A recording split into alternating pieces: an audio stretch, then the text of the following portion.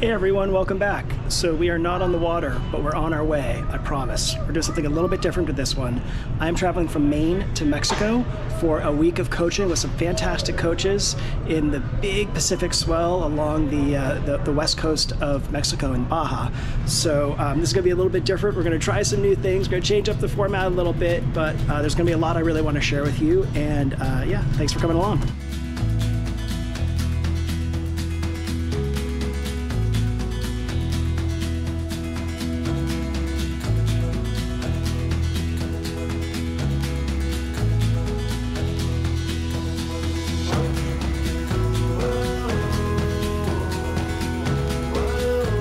Welcome to La Bufadora, Baja, Mexico. We are not in Maine.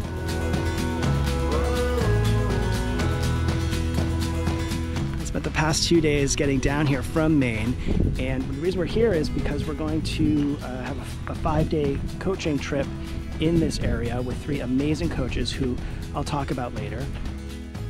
This area is known for exceptional rock gardening, and that's where we use the power and the energy and the white water that's created by the ocean as it crashes against cliffs and rocks and ledges. And we play in that. We look at those features and we figure out what we can run and what we could pour over or what we can go in between. It's kind of like my growth edge of kayaking, where I'm really exploring how to get better at doing this type of paddling. It can be a bit technical. There's a lot of things to think about. It can be a bit dangerous if you're not doing it. It can be quite a bit dangerous if you're not doing it intelligently. These features are a blast to play in when you come over a 6-foot waterfall, over a rock ledge into a wading pool below. That's fun. I like that. So that's what we're going to be doing here this week. It's the thing that puts the biggest smile on my face when I do it. So hopefully you see some of that smile between gritted teeth and fear, and I'm really excited you get to join along on this one.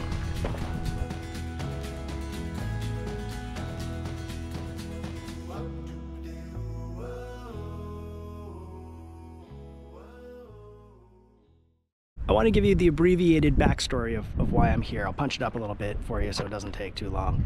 Last spring, a friend of mine was organizing a trip in this area, and I jumped on it. I was excited and nervous at the same time, but I knew it's really what I needed to work on at that point in my paddling career.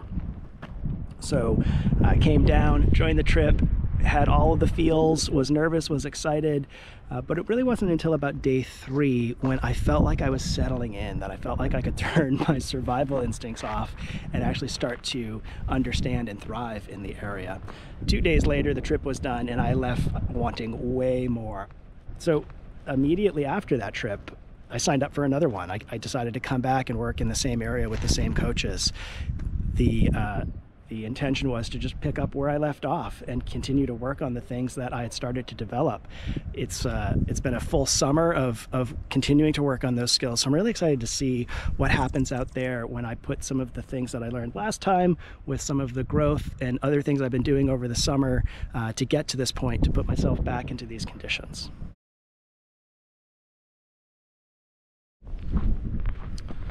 Well, good morning, everybody. We had a pretty fantastic day 1. Early morning rise here as I'm trying to give you a little bit of info on what's going on, and then getting ready for day 2. So on day 1, we left the bunkhouse and went south in the bay and played along a few fun features and a few fun slots. Had my first capsize and my first roll pretty early on in day 1, so it was good to shake those cobwebs off. But yeah, had a really fun first slot playing in there, just working a little bit on timing, and then starting to make our way towards the edge of the bay, where things got a lot noisier and a lot bumpier. We played on some elevators, swell elevators. That's when you kind of ride the swell up and down and get as close to the rock as you can. And we can do that in water that goes up and down, not water that goes side to side. Up and down, the worst that could happen is you're just going to bounce around for a swim. Side to side, you're going to get blasted into the rocks.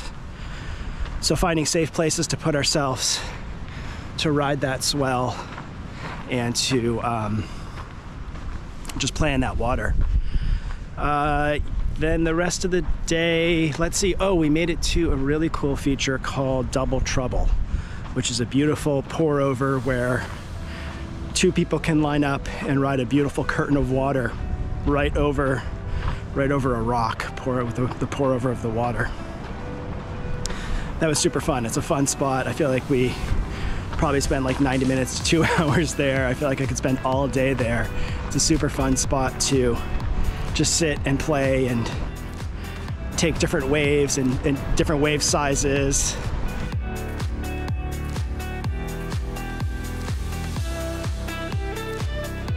For me, it was a day of awareness. I was really trying to plan ahead. I was trying to plan ahead of when I would need to brace and when I would need, to prepare my boat to be ready for what the ocean threw at it. I felt the first time I was here, I capsized a lot more than I'm capsizing this time. It's because I don't think I was planning ahead for that brace, that something would hit me and I'd react to it, and I wouldn't have enough time to react to it, or I'd react in the wrong way and I would capsize. This time I'm trying to plan ahead a little bit more. I'm trying to be a little bit more aware and intentional of what's coming up and what I need to do in that environment to be able to come out upright.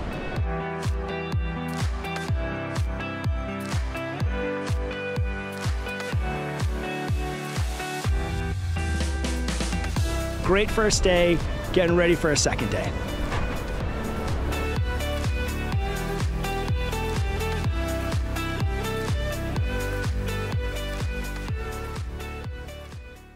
Day 2 was a ton of fun. We left the bunkhouse and went north, played in a few features in the area, just kind of warming up, some fun pour overs, some fun runs. And there we went around the North Point, and that's where things get really noisy. The swell comes coming right now from the northwest. So it's really exposed. We're getting more conditions out there than we are here in the bay. So as we were down to the point, things got a lot more dynamic, particularly with the water just also slapping against those cliff faces and bouncing back. The feature that we're aiming for is called the Wall. And it's, it's a 100-foot rock face that is really steep and deep. And it creates these really long rides up and these really deep rides down. So it's fun to just kind of park yourself next to that, get close to it, play with it, let the spray wash over you in the few spots that it really shoots back at you. In that spot, I really just tried to calm down and listen to my boat. What does my boat need here? Instead of getting into place and just paddling like a lunatic, but listening to the boat and trying to let it tell you what you want to do. And in that slowing down, you give yourself a little bit more time to think, you give yourself a little bit more space. This is a really good practice, just being in that space, parking myself there, just reminding myself, calm down, listen to the boat. Calm down, listen to the boat. What does the boat need? Can I relax? Kind of going through my checklist. This area is a tourist attraction known for, I don't know if it's the largest or one of the largest blowholes in North America. And in fact, this whole little town behind me is sort of the shops and the vendors leading up to the blowhole that is a tourist attraction.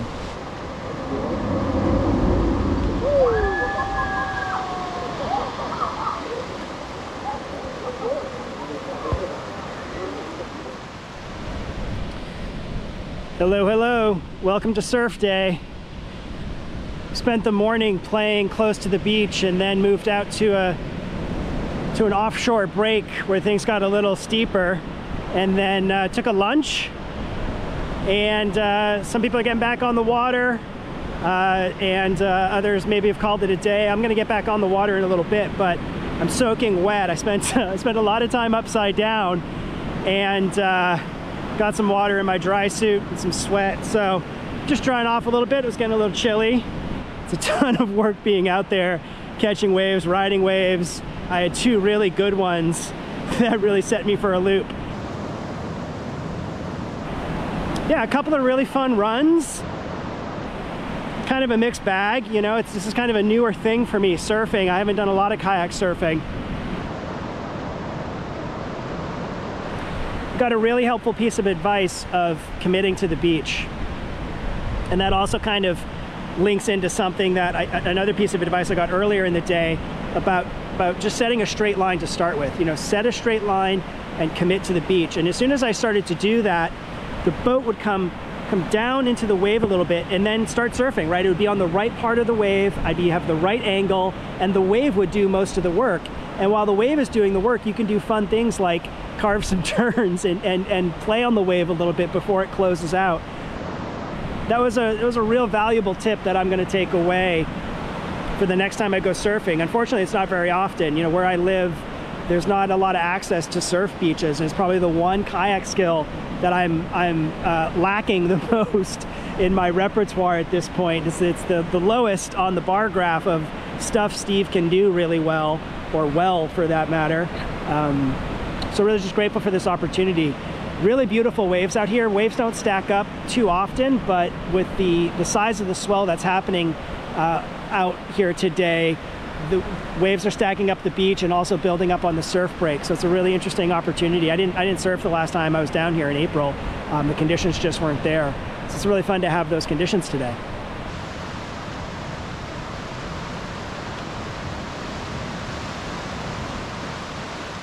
Well, one of the draws of being down here are the conditions and the playground that this area offers for rock gardening. It's also an opportunity to work with three amazing coaches, Bill Vonnegut, Jen Kleck, and Victor Léon. You know, Bill Vonnegut has been pioneering rock gardening and doing some absolutely mind-blowing things that you can go check out on Neptune's Rangers. Jen Kleck, BCU heritage, just a name in the sea kayaking world, someone who's very accomplished, someone really focused on leadership and growth, just a really solid paddler, really solid instructor, and just a really great presence to be around. And then Victor Léon, and this is kind of Victor's playground, this is Victor's spot. He's kind of the reason we're here. The man of few words, like that one insightful thing you need to unlock something in your paddling. So all three are absolutely amazing coaches, and they just combine into this super force of coaching instruction that I'm really grateful to be able to take advantage of in this space. They teach all over the place. Go check them out.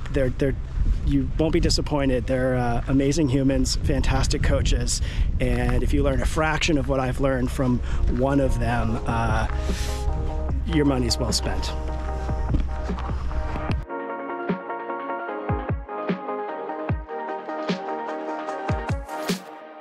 Today we are heading south, further south than we went a few days ago. The boats are actually still on the trailer. We're going to drive over the mountain, go to another boat ramp a little further south that gives us access to a few more features down there.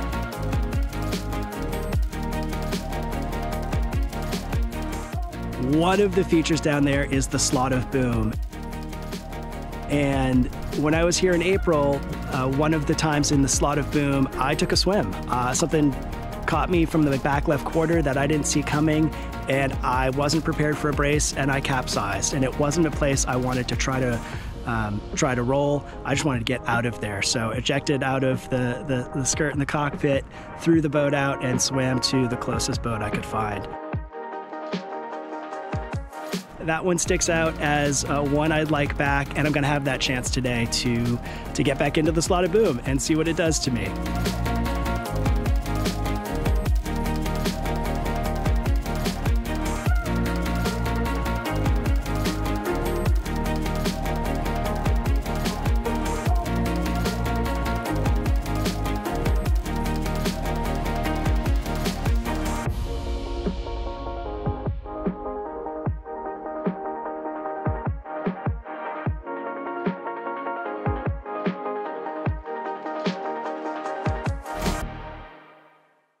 I want to take some time out here just to talk about risk assessment, and the way that I've been thinking about it thanks to some of the coaches out here in my own paddling.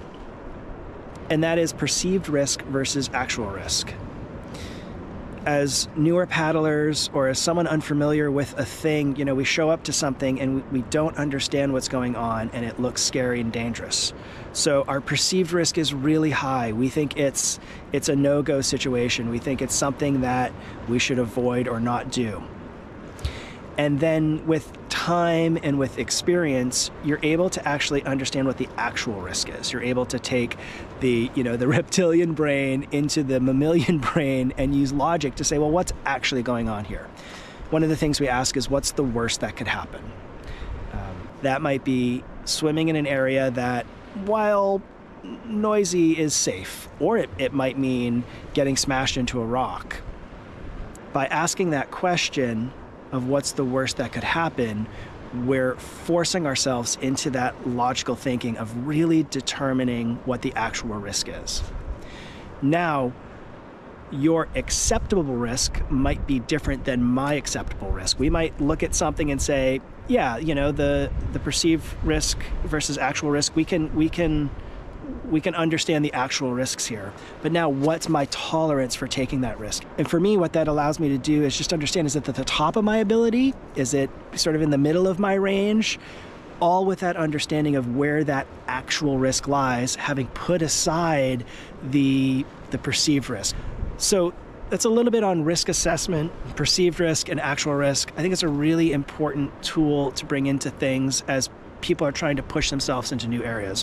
What's the worst that can happen here? What's the actual risk? What's the actual, outcome of this thing I want to do?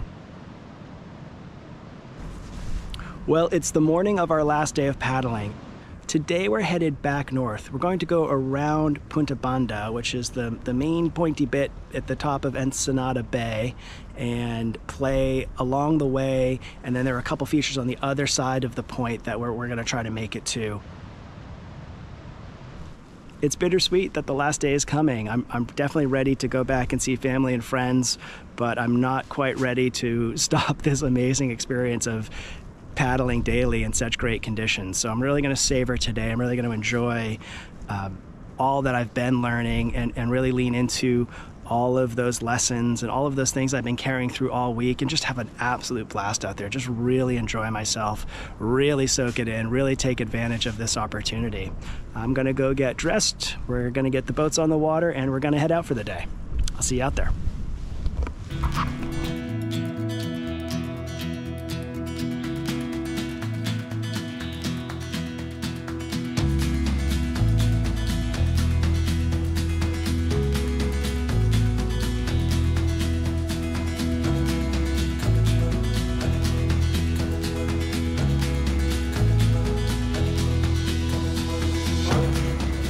The thing I didn't expect was that with a little bit more confidence comes a little bit more spaciousness.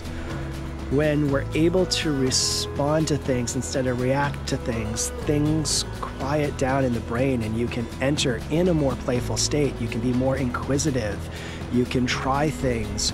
You can be more efficient with what you're doing with your paddle in the water. You can quiet things down and enjoy things a little bit more. So I didn't expect that outcome, but I'm really grateful for it. It's really interesting kind of looking back on the past week as well as the past year. I've been working on these types of things all year. In that confidence, developing that spaciousness, that ability to look at things from a slightly higher level, from a slightly quieter level, if that makes sense. From a level where there's not as much psychological noise getting in the way, that we can respond to things instead of react to things. So that was a welcome surprise that it wasn't on my radar, but I think as I'm looking back, I'm really feeling that as something that's changed in me as a paddler and a person, of just having a little bit more spaciousness when it comes to engaging in these types of things.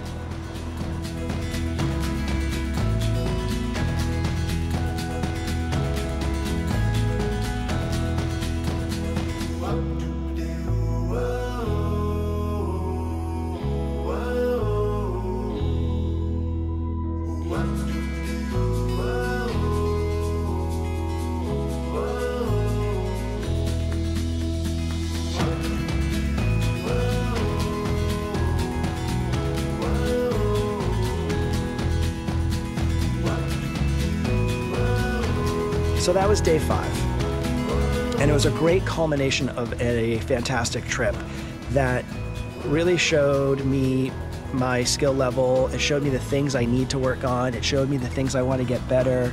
It showed me a lot of new tips and techniques and ways to think about paddling, which I think is such a resource when you connect yourself to other people and other paddlers, just to get more insight and more awareness. It really made me focus on, am I in growth mode or am I in maintenance mode? You know, which way am I moving right now? And is there a reason that I'm not moving forward? And am I okay with that reason? And I think it's fine to not always be in growth, go, go, go. There was definitely, again, at the end of day 5, I was sort of in conserve energy mode. I wasn't in growth mode, although I was trying to push myself. It wasn't the same push that I would be doing earlier in that day or earlier in the week for that matter. I'm really thankful for these waters behind me because they also show you what big is.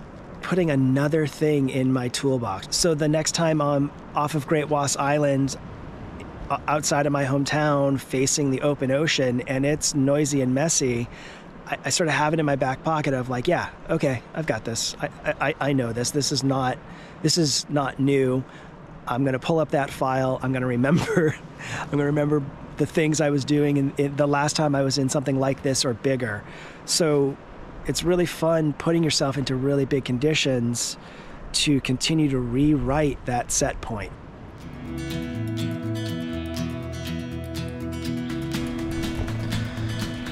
It's an early morning here at the bunkhouse as it's our last day. It's our travel day. We're leaving Mexico today and headed back for San Diego.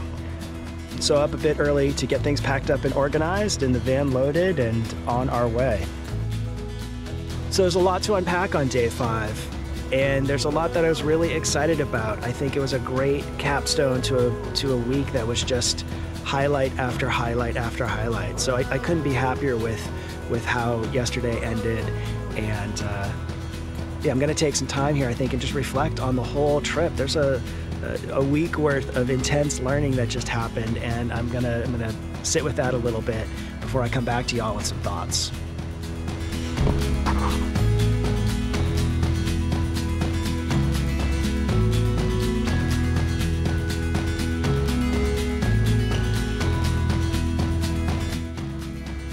I'm in San Diego after a really long day driving north. A 3-hour trip ended up taking 6, and I'm back in San Diego here at night. Got an early flight out tomorrow.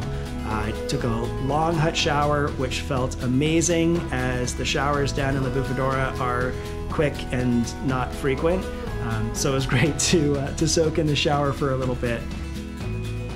I really hope you enjoyed this format. No, it's different than what I normally do, and I tried to bring you along for as much of the process and the journey, and I hope it connected for you. I hope there was something that gave you a sense of awe or wonder. I hope you enjoyed the process that I went through and maybe took something out of it. I really want to thank Jen Kleck, Victor Léon, and Bill Vonnegut for their amazing support and structure and guidance on this trip. Like, comment, subscribe, let me know what you thought. Let's carry the conversation over there. So that's gonna do it for this one. Thanks for joining me, and until next time, safe paddling.